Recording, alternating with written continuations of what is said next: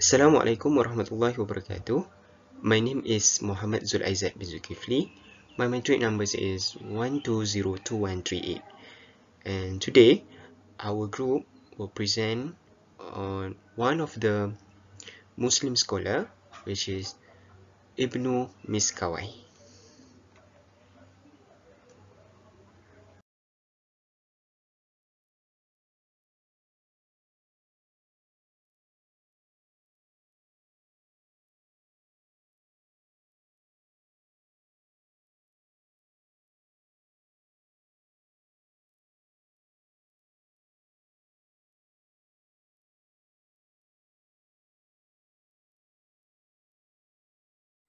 Firstly, I will explain on the biodata and background of Ibnu Miskawayh.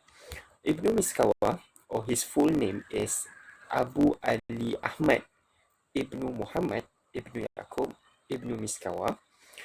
He was born to a Muslim parents in Ray, which is the land of Persia.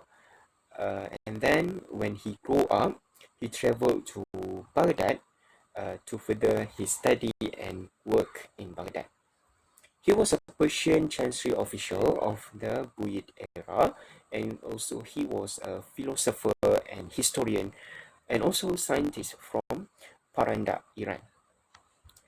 Um, because of he built his career in Baghdad, he became very well known there for a period of time. During his early career, he spent his life in Baghdad and served as a secretary of Muhallabi. Muhallabi is the vizier of the Buyid Emir Mu'iz al-Dawlah. And finally, he returned to live in Isfahan, which is also in Persia, for a period of time, and he was died and was buried in Persia as well after a life nearly 100 years, or to be exact, 98 years. So now, for the further explanation on Ibnu Miskawah's background, um, his region is Iran, which is because he was born in Persia, which is located in Iran, and also he was died in Isfahan, which is also located in Iran as well. And there's no specific date found about the date of death of his funeral. However, researchers assume that he was died in 1030 Masihi in Isfahan, Iran. His ethnicity is Persian. His interest is history, philosophy, and science. And examples of his notable work is Kitab al-Hayawan, the Book of Animal Life, Tahzib al-Akhlaq, Ethical Instruction, and Al-Fawz al-Azhar, Tajarib al-Umam, which is the meaning is experiences of nations. Assalamualaikum warahmatullahi wabarakatuh. My name is Muhammad KHAIRUL bin ANUAR. My number is 1202106. I want to explain about life history of Ibnu Miskawayh. Miskawayh's life and thought is rather lengthy. Despite that, the letter sent to him by his friend Al-Khawarizmi on 1879 shows that, firstly, it tells us that his father died when Miskawayh was still young, and secondly, that his mother was remarried to another man far below her age, which Miskawayh did not approve of very much. The fact that he lamented about not having a good chance in his early life and tended to admire those who were provided with such an opportunity.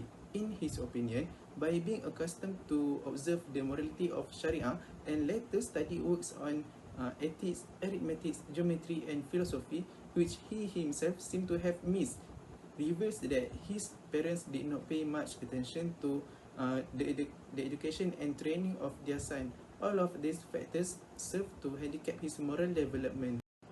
Then his parents who had him to complete his early education, as was usual in those days, in the Quran and the Sunnah, which had formed the basis of Islamic education since the first century of Islam.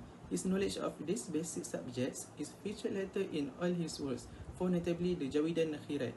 The fact that he was appointed as a secretary to the Buwayhis viziers Al-Muhallabi at a young age shows also that he must have completed this basic training to enable him to qualify for such important office at such an early age.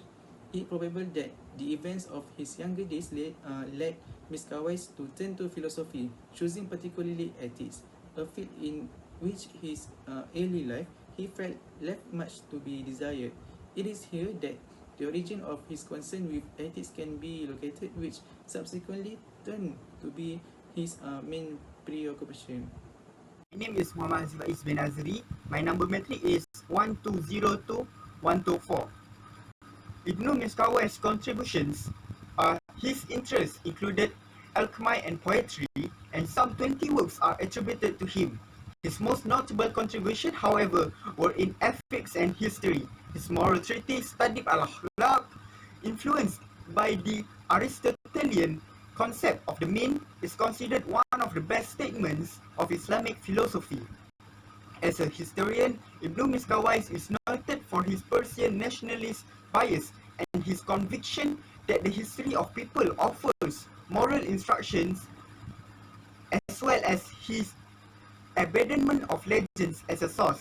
His universal history, Kitab Tajarib al-Umam wa Ta'qub al-Himam, was denoted for its use of all available sources and greatly stimulated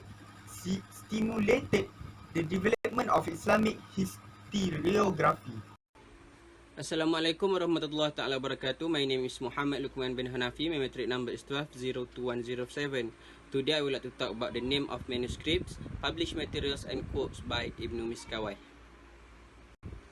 First thing first, here are the list of Ibnu Miskawayh published materials and manuscripts. First, Al-Faws al-Asghar, smallest achievement.